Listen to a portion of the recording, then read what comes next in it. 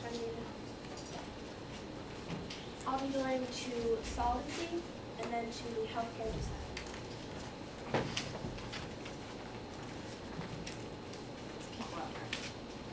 We can take a second of prep. We're going to take a second of prep. Okay, prep time. Go to healthcare and then I'll do. Okay. Okay, sorry. I'll be going to healthcare and then to peak oil advantage. Healthcare's on top then? Yep, healthcare's on top. No solvency? No solvency. Okay.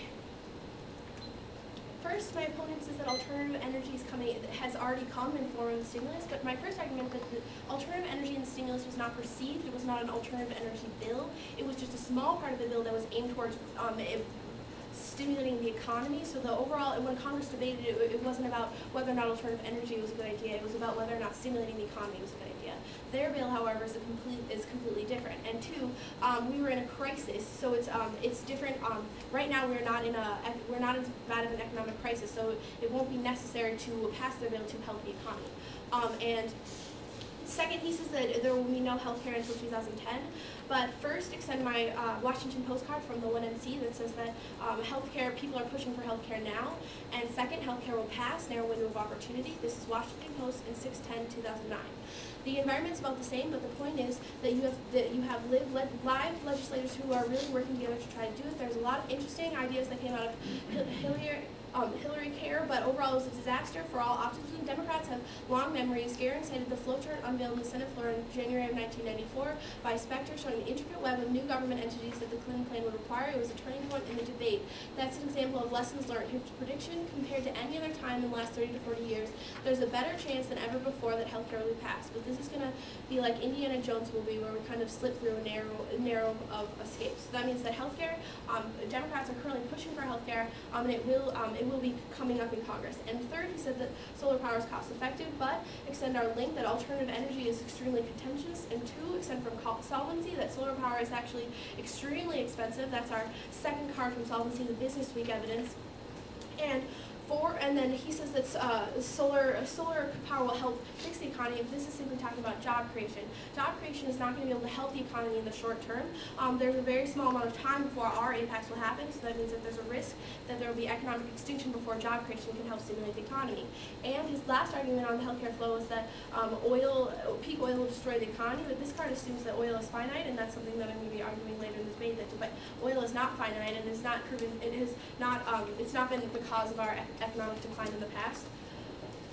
And last, the dissent turns the case. A, economic decline kills support for alternative energy. This is CNET Tech News in 1024.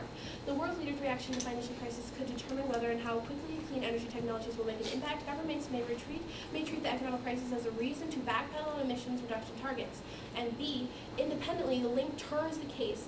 Political fallout from failed healthcare reform makes successful implementation of other agenda items like energy impossible. This is Aaron in 2008. The political fallout from failure would be devastating. The unsuccessful Clinton healthcare plan was a political catastrophe for his partner. For an Obama administration to fail similarly, the political consequences for the administration and the party would be equally serious. The next president will face an avalanche of issues to the financial crisis. Add global warming, energy crisis, Al-Qaeda, Iraq. Presidents have always had many things to do at once, but their capacity to pursue major objectives simultaneously is severely limited. A failed effort to reform the U.S. healthcare system would not only generate direct political losses, it would also divert time and effort from other issues which simply cannot wait. And just to extend the healthcare shell, the first was the Washington Post evidence that healthcare will pass now, and that specifically cites senators saying that it's inevitable that Congress is going to be debating it, and extend the link that's the shown in 1122 evidence that pushing for action on energy will sap political capital from healthcare, that Obama has to pick his political battles, and the internal link, which is the Caval in 12.9 evidence that healthcare reform acts as the biggest internal link to the economy, and the Kirkman card, which was the impact that economic decline causes nuclear and biological war. Now, on to peak oil. Okay, they say the perception of finite resources leads to genocide of peak oil, the CPO, Brit. There's no need for foreign invasions. They say that resource wars are inevitable. This means that there's no way that they can solve this. And three, they say that reserves are low now, but technology solves peak oil, says Guertin in 2005. We're not running out of oil. Much of the new capacity that will become available between now and 2010 is under development. The risks are not below ground ones of geology or lack of resources. This is not the first time that the world has run out of oil. It's more like the fifth. Cycles of shortage and surplus characterize the entire history of the oil industry. Proven reserves are not necessarily a good guide to the future. As skills improve, output from many producing regions will be much greater than anticipated. The share of unconventional oil, Canadian oil sands, and ultra-deep water developments, and oil seams that will be unconventional will cease being frontier and will become conventional, and provide us with the breathing space to address the investment needs of technologies and approaches. And they say, and for send our snail evidence that studies proves that peak oil is not finite.